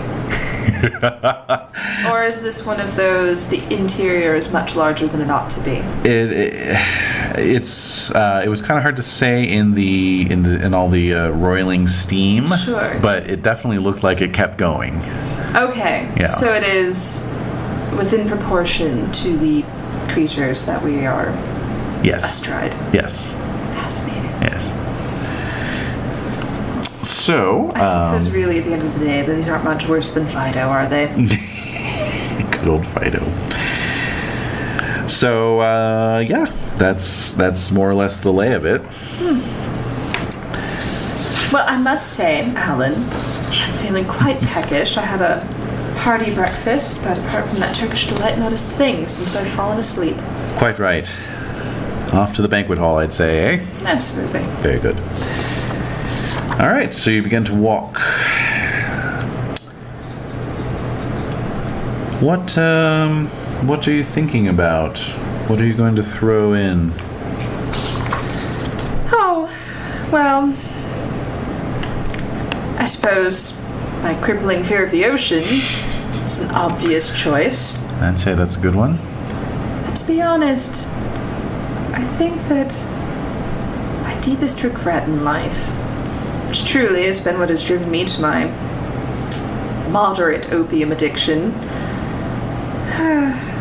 it's not so much the horrors that I have witnessed over my time, not even having my eyeballs feelered by interdimensional shrimp, though I am a bit squeamish around tentacles these days. Understandable. No, my deepest regret in life is that once upon a time I was unable to save my one love, James. Though I desperately tried. And I do indulge to forget, shall we say.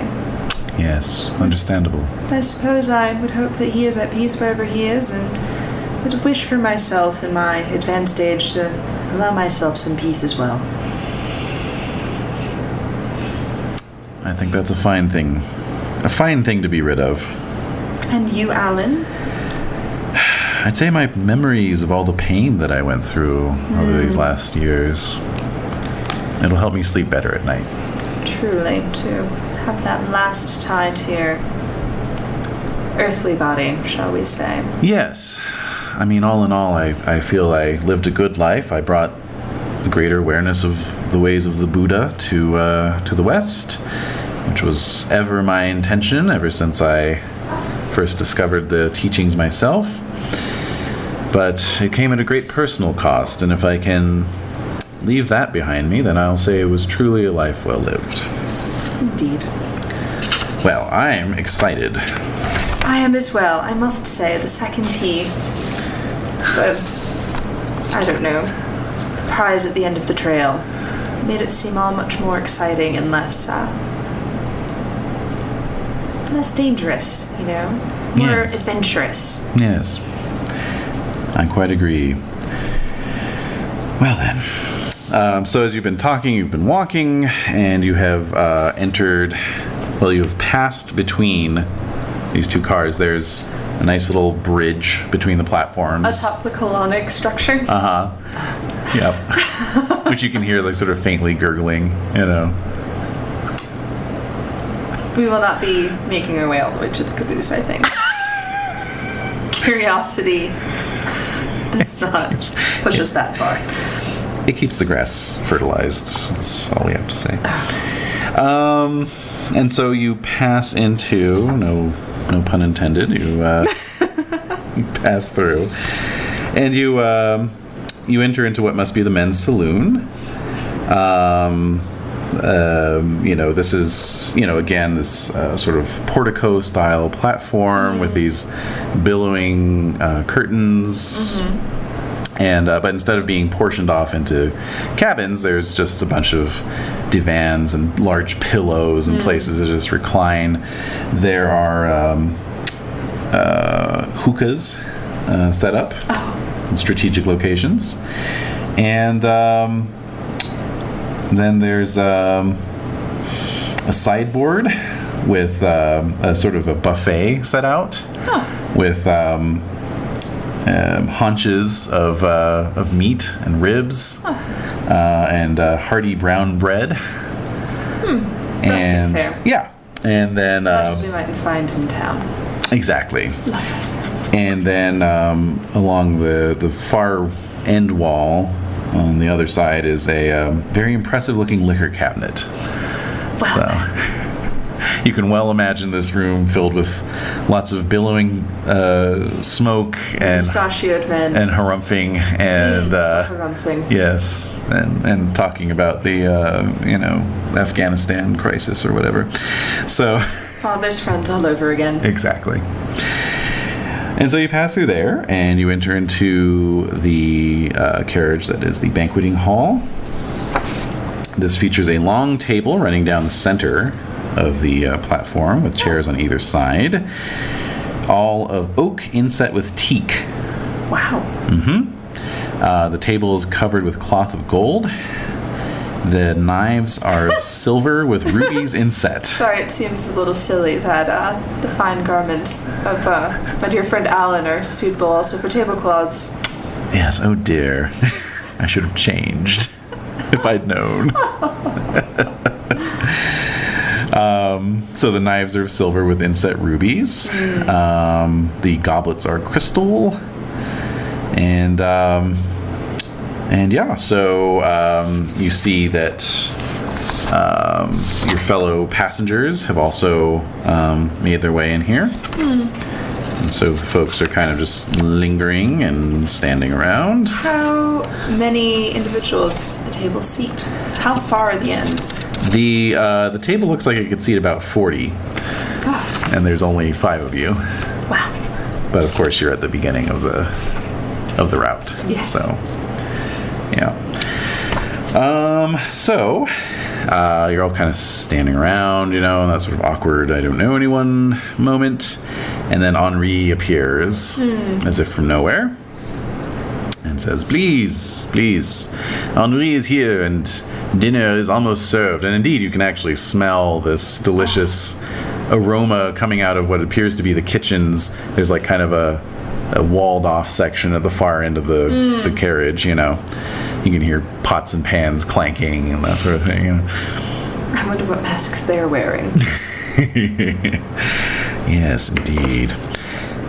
So he entreats you all to have a seat, and then sort of goes around and introduces everyone. Oh. So he says, yes, well, let's see, we have Monsieur Mackenzie. I assume that's mutton chops. That's mutton chops, and he goes, call me Mac. Charmed. Then we have Monsieur Karakov, and that's the fellow in the furs, and he just sort of inclines his head. How old was he again? Oh, probably in his 40s. Late 40s. Mm-hmm. And then we have Madame Bruja. Bruja, you say? Mm-hmm. And she just gives a curt nod and very carefully sets her heart-shaped valise on the empty seat next to her. She has sat no closer than 2 seats away from anybody else. Everyone else sort of clustered together, but she's just a little separated. So, as the introductions go around,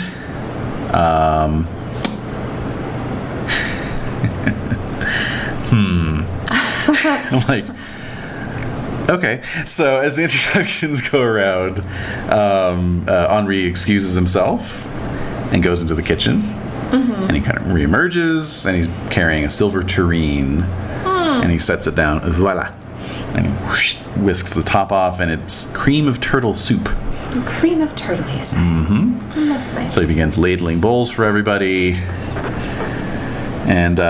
And he says, we have many fine drinks on offer tonight. We have the wine of Sarub, which is a chartreuse. We have the wine of Implant, which is a fine champagne that will pair very well with the roast peacock that is yet to come. We have a red wine from the Carthian Hills and a white from Mount Eran. For the more adventurous of you, we have the Zug Moon Tree wine. I see you weren't lying after all. So, I think champagne will do nicely with the cream as well as the peacock. Of course. Our final course will be pearls from the wave-washed shores of Mutal dissolved in the vinegar of Thrace. You don't say. Please enjoy. And so he sort of backs out. Well then, here we all are, having dinner, perfectly civilized. I'm most curious, what has brought each of you to these strange and beautiful lands? Well, says Mac, I'm nearing retirement in the waking world.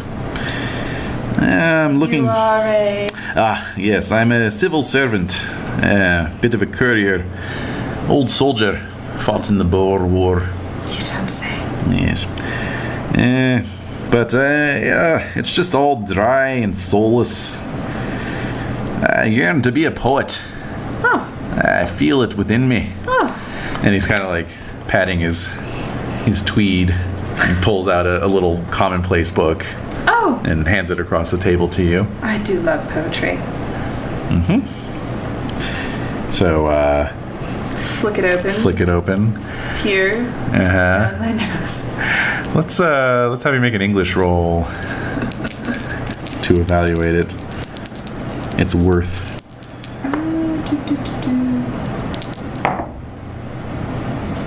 I make it with a difficult success. Excellent. It's crap. Not surprised. So, and you know, as you kind of read a couple, and he kind of gives you an indulgent smile, and he says, "You don't have to be nice, Miss Dashel. I know it's bad, but I'm traveling on the express right now. I'm not going all the way, not quite there yet. But I'm going to stop off and get some teaching, a bit of learning." Oh. Yes. There's a master poet in one of these stops coming up that... Which stop is that? Well, it's the city Sun and Isle.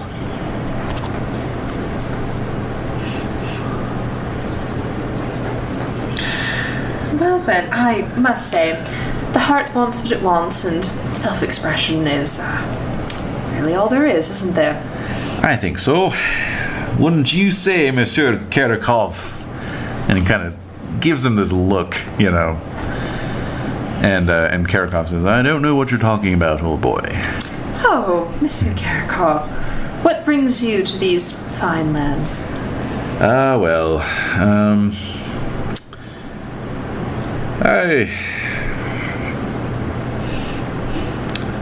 Mac and I have crossed paths before. It's kind of funny. We ended up on the train together. Aye, funny. Oh, those coincidences sure do. Hilarious. Oh.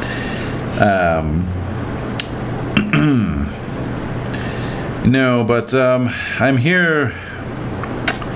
Well, I'm here for sort of a variety of reasons, but and so give me a psychology roll. Oh. I love books, not people. Mm-hmm. No. So Max says, trying to assuage a guilty conscience? Oh. Well, there's no need for such harsh accusations at the dinner table. That man made £1 sterling for every soul that was lost in the Great War. And he facilitated those deaths. Didn't you, Karakov? And Karakov says... Sorry, the Great War? Yes. Well, you know, someone had to sell the armaments. And if I hadn't done it, somebody else would have. I do say. That is rather distasteful. But... I only provided what the nations wanted. And what brings you here, then? Okay, why don't you... Let's see. Where was that? I could do persuade, maybe. Yeah, there's a persuade, but there's also... a sand roll. Sand roll. A sand roll? Yes. Uh-oh. No. That's a 90 out of 44. So you begin to hear the sound of like ghostly guns firing. Oh. Artillery, small arms. And you notice that he's kind of like slightly flinching with some of the larger reports. A touch haunted, are we, Count Karakov? What? No. Ridiculous. Really? The silent train car, you don't hear that sound with which you are rather timidly flinching? I don't know what you're talking about. Does anyone know what she's talking about? And Mac and Alan are both like, no, I don't know. Oh, well then. Must just be tinnitus. Yes, it often manifests as the sound of heavy artillery. Speaking of silence on the car, it is perfectly silent. There's just the sound of the breeze flapping the curtains. No sound of scuttling? No, not really. You're high up enough, and goodness for that. And the multitude of spindly legs and tentacles also ensure that your ride is like perfectly smooth. Perfectly smooth. Yeah. There's no jostling. There's no. Yeah. If we look out the window, passenger, how fast are we approximately traveling? So you're making a good clip. You know the curtains are blowing back sufficiently that you can kind of like get a glimpse out, and you see that the landscape at this point is like almost like a hot pink because the sun is just hitting that horizon there, and you see some farmers heading back from their fields in their two-wheeled horse carts, and they're just going. You know, so you're probably so doing as a fast good. as any train. Yeah, you're doing a good 30 miles an hour or so. Yeah. Well then. Yeah. So, so he waves you off, basically. Of course. Yeah. And Max says, "Yeah, I don't think he's got a guilty conscience. I don't see a great bloody trunk full of his ghosts that are haunting him." Oh, well, I do say we all carry something on the inside, though, don't we? I suppose so, although if he was intending to throw it into the abyss, he'd have it with him, I suppose. And Karakov says, "Oh, yes, like that briefcase then there. Yes, it's none of your business." So they're just kind of like... Bickering, yeah. Madame Bruja, are you a frequent traveler of these lands? Frequent enough? Have you traveled beyond Ulthar before, or is this... Of course I have. Oh. Well, I must admit I am a new traveler myself, and I am quite in awe of those of you who have managed to find the way before, I suppose. Yes, well... As long as one stays out of the way of men. I have to say I have lived a rather solitary lifestyle myself and had the opportunity to travel alone, and I do find it quite liberating, so cheers to you for finding the same, I suppose. She sort of reluctantly raises her goblet to you. Yes. From where do you call home? She just straight up ignores you. Of course. I'm going to sip my champagne. And then, like, after a good, 3 minutes, she says, "Home is a far, far away place where I left much behind. Too much. I don't suppose you had any kids, Miss Dashel? Children?" No, I never did manage. Good. Then you will never have experienced the heartbreak of losing them. Turtle soup, anyone? Right, so the next chorus comes out, actually. Speaking of. And, yeah, it's kind of disgusting. So it's a giant elephant's foot, grilled. Oh. Yeah, with truffles and sweetbreads. Or sweetmeats, if you will. If you wish. So...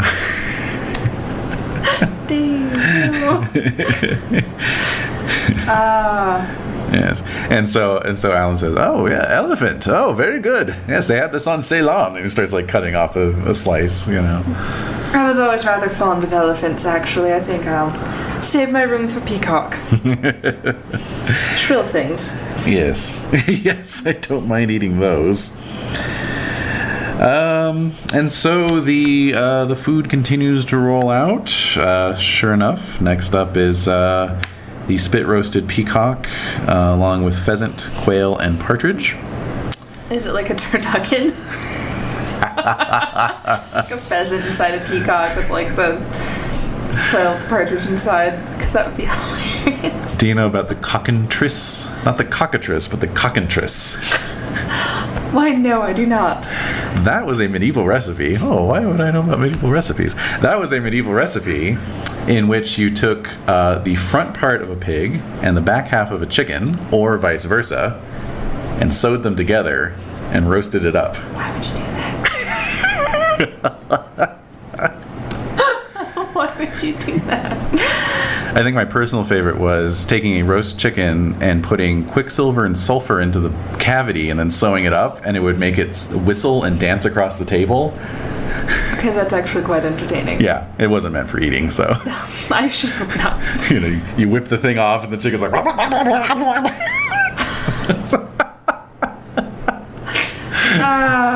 Yeah. So no, not quite. No.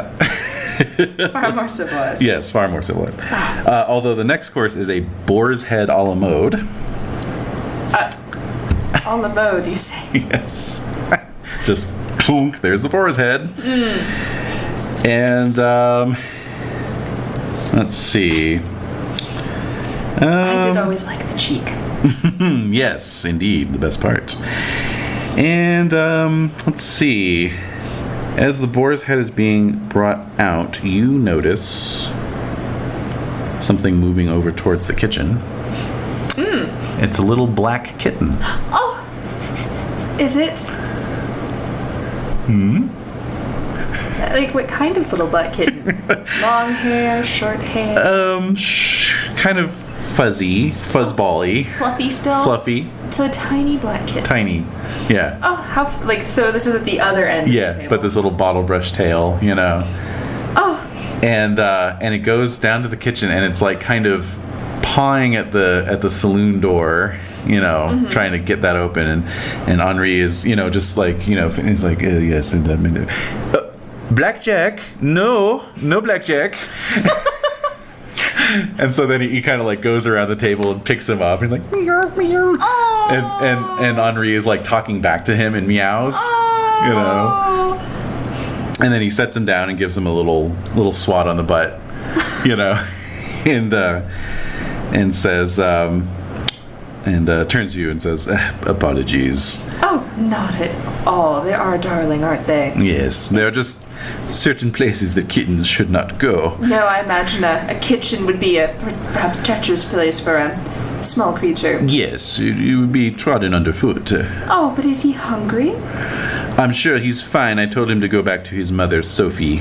Oh, wow. Perhaps a tidbit for his mother, then.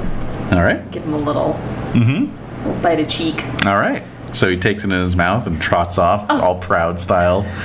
As though he found it himself. Exactly. Oh. It is really cute when they do that, isn't it? Oh, yes, it is too much. I had to put a carriage on the train for the cats. How could I not?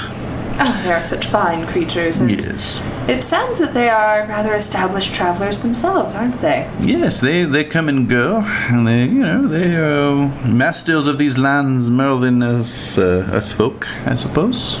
Well, still, to offer them such luxuries and comforts on such arduous journeys is commendable, sir. Thank you indeed. And he's kind of like serving you up. Why don't you give me a spot hidden roll as he's doing that? I make it. Excellent. So as he's serving the meat, there's a little gap between his glove and his sleeve. Oh. And you can see his skin, and it's horribly scarred from burns. Oh. Wow. There you go. I wonder if all of our train tenants are perhaps equally marred. Perhaps. And so the let's see. There is several fine sauces actually to go with the boar, and then the final course is a palate cleanser of fruits, nuts, and spices from the Siddharthian Groves. Siddharthian Groves. I just imagine Alan is truly excited by this course. Indeed. And so as he's serving those up and plopping the pearls into the vinegar, Henri reminds you and Alan that, if you wish to go all the way to the end of the line, you'll need to create a physical manifestation of your thing that you wish to rid yourself of. Ah, yes. Thank you for the reminder. Yes. So basically, that's a successful dreaming skill. We'll bring that together. Okay. Now, Henri, Yes. approximately how long is our journey to the end? It is approximately 3 days, madame. And so does this count as the end of the first day? We will be arriving at the edge of the void the evening, three evenings from now. 3 evenings from now. Yes. I see. Thank you. Indeed.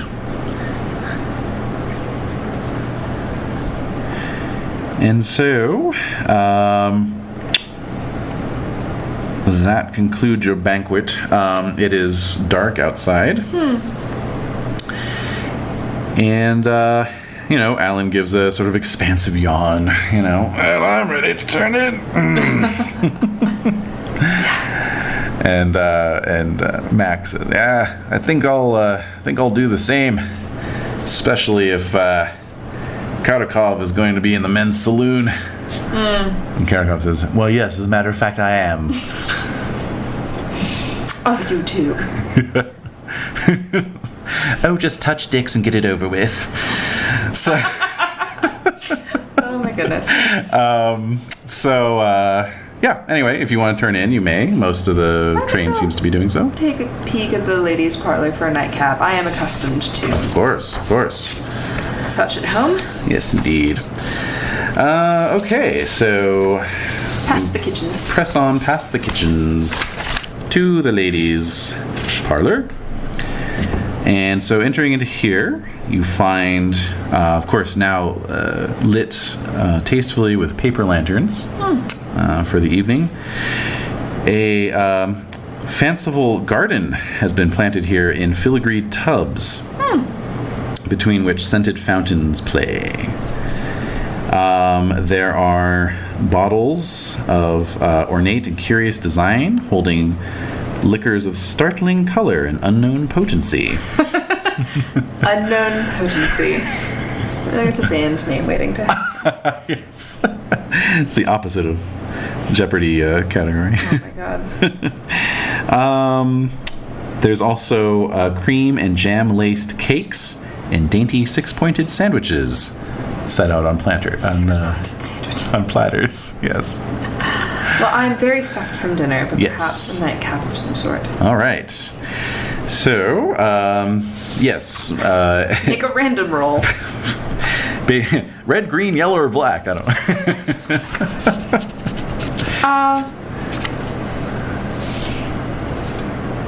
Let's try that purple one. Okay, the purple one it is. So, you help yourself to a little snifter off the rack and pour it out. It comes out a little syrupy.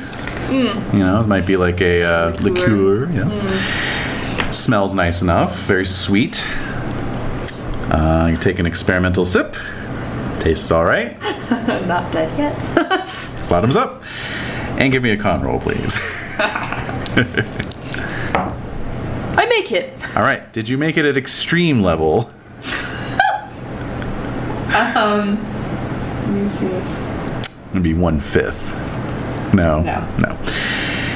All right. So you knock it back, and it's good. You feel the warmth spreading, and you feel very good, and you feel a little lightheaded, and then you're like, whoa, and then suddenly the train feels like it's moving. Like what? Yeah.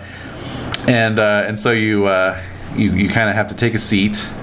And Thank goodness yes. we're amongst cushy seats. Yes, indeed. And indeed, the cushions seem to be rising up to meet you in your state. You don't really realize or notice that the cushions are being helpfully pushed up and accommodated for you by tentacles coming up from between the carpets.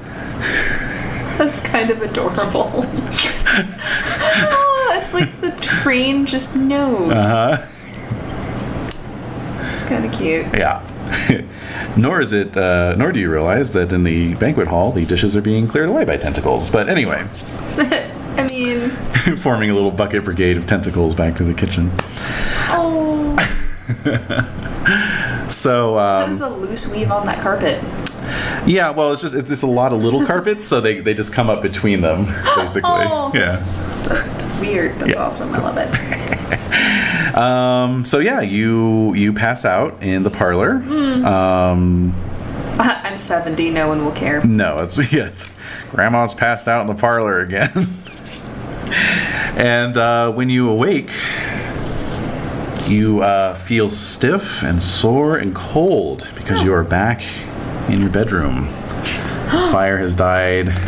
The windows are rimed with frost in the cold steel gray of the early morning on this chilly January day. Well then. I'm gonna look down. How much of that Turkish delight is left? Exactly. Oh, you've got a whole box. Oh. Well then. Not to mention, you're pretty sure that you can find your way back. Oh. So, that will conclude the session because basically what this sets up is that you can tell the other characters in the party once you finally meet up with them how to get on this thing as well. And so you guys can ride the Dreamlands Express while you sleep on the Orient Express. Awesome. Yeah. Now, before we close out, though, there is a provision here if you wish to make any attempts at researching any of these real-world people that you met. If you want to learn more about them, you certainly can try and do so. Yeah, absolutely. Okay, so who would you like to try and find out about? Well, it seems that Mac is perfectly happy to inform me about himself.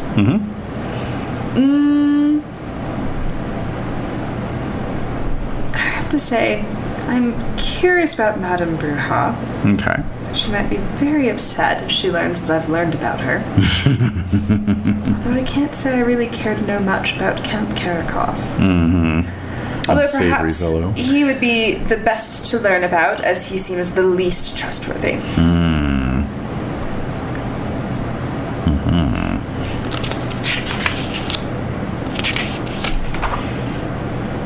Okay. So for Karakov, you'll need a simple library use roll. Okay. I succeed. Okay. So his story checks out. He is a well-known arms dealer. His name has been in newspapers since before the Great War.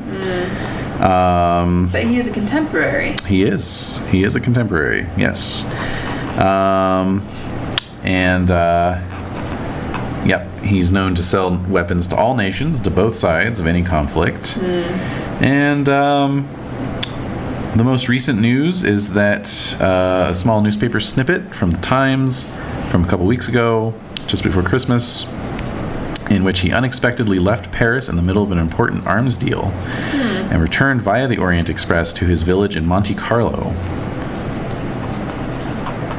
Return to Monte Carlo. Yeah.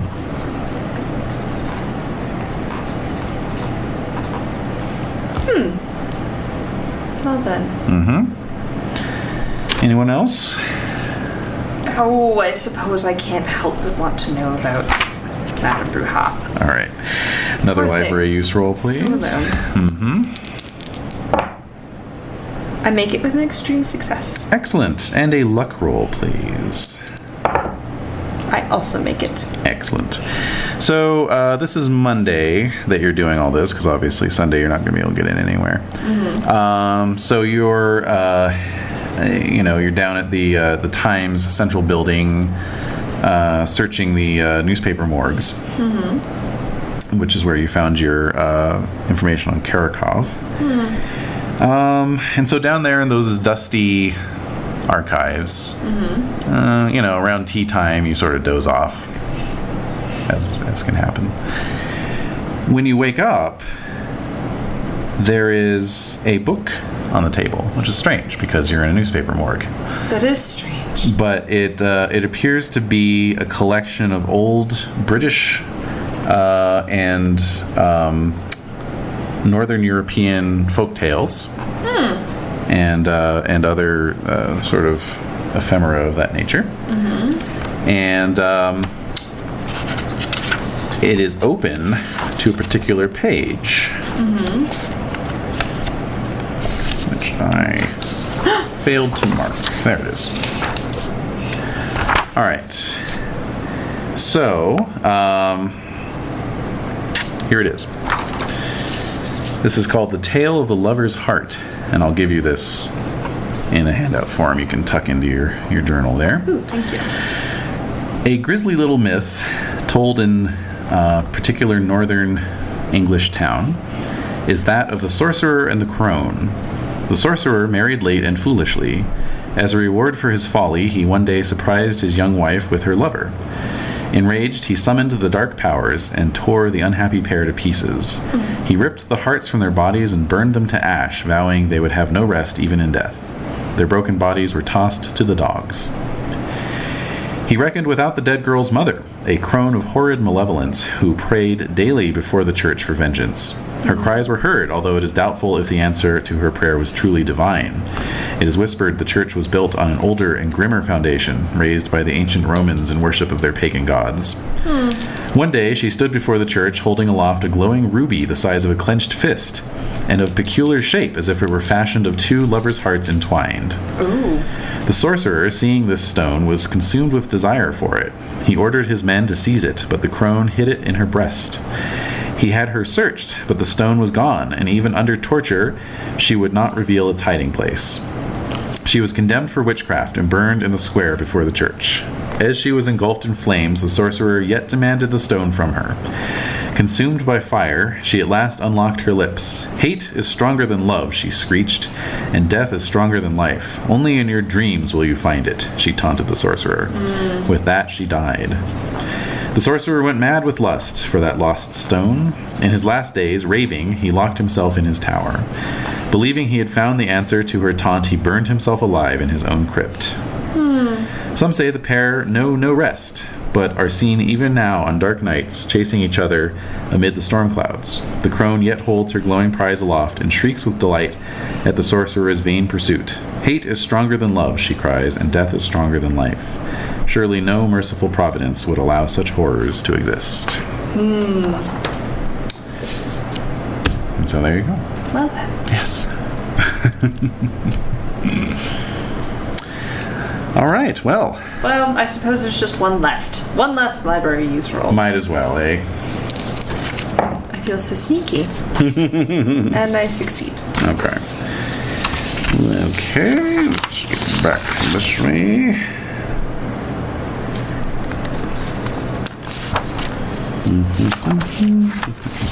Now that you shuffled it close. Yeah, exactly. No, wait, go back. There we go. Okay. Waking World Investigations. Haha. Okay. You find very little on Mac Mackenzie. Let's see here. You find some mentions of him from about 25 years ago during the Boer War. All positive. Praised for courage and calm under fire in several dispatches. And that's about it. So whatever work he does doesn't make the papers. Well, he did say he was but a courier and, well, aimed to retire, which I imagine would be nowish. Recent. How about nowish? Yep. Well then. Yeah. So there's your first journey on the Dreamlands Express. First of many, I'm sure. Ah, yes. All right. Any final thoughts, or we're good? We're good. Okay.